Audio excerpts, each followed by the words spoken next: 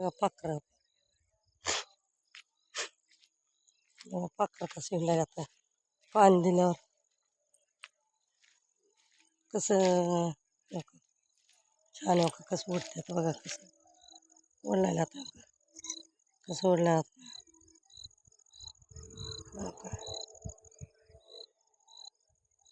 कसं हिंडलं जातं बघा पाखरं ओढणं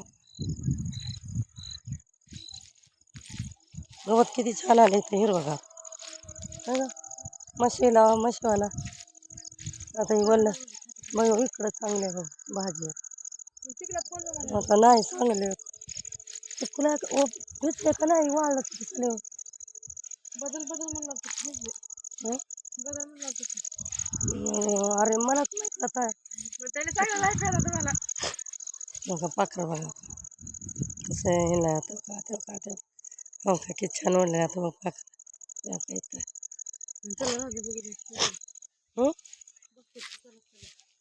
मग काय दाखवायला का उग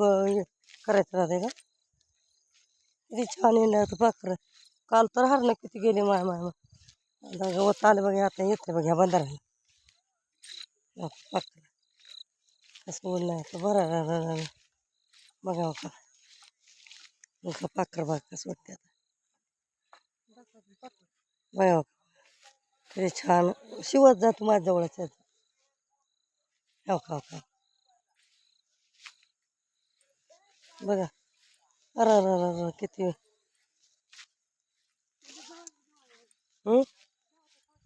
जवळ का जाऊ पाणी वल्ला आहे चिकूल या रे या रे पाखराने या माझ्याकडे या पाखराने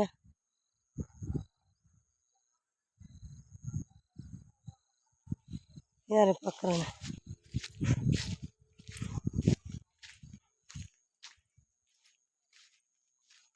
या पाखराने या चांगले भिजले इकडे रान आहे का नाही इकडे रान चांगले भिजले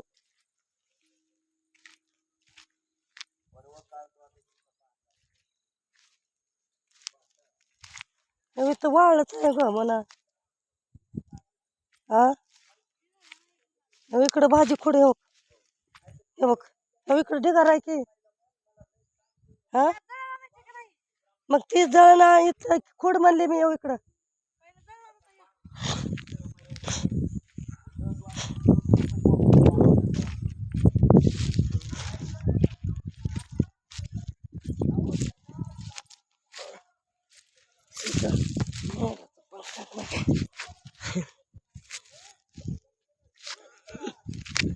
मोराचं पंग बघा कसलं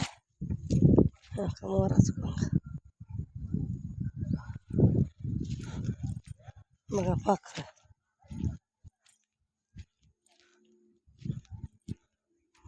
बघा कसं हिंडतात पाखरं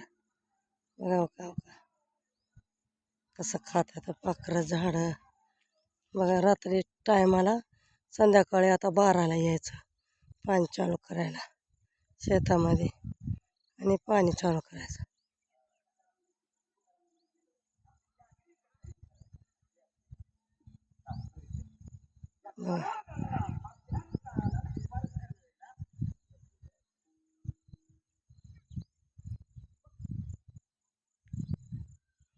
बघा तो का तिकडं पैप गोळा करले आता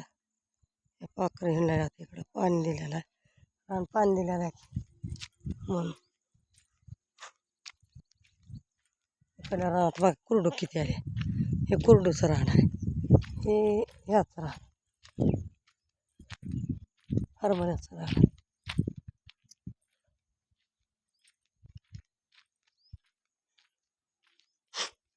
बघा तेव्हा तिकडं कसं फळ आलं आहे मालक आमचं तेव्हा तेव्हा म्हशी बांधले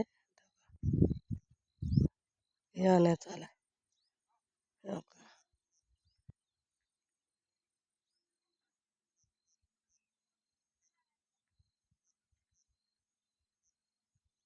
बघा पाखरं कसं हिंडतं भर भर भर आता इकडं जळण आणायचं आले मी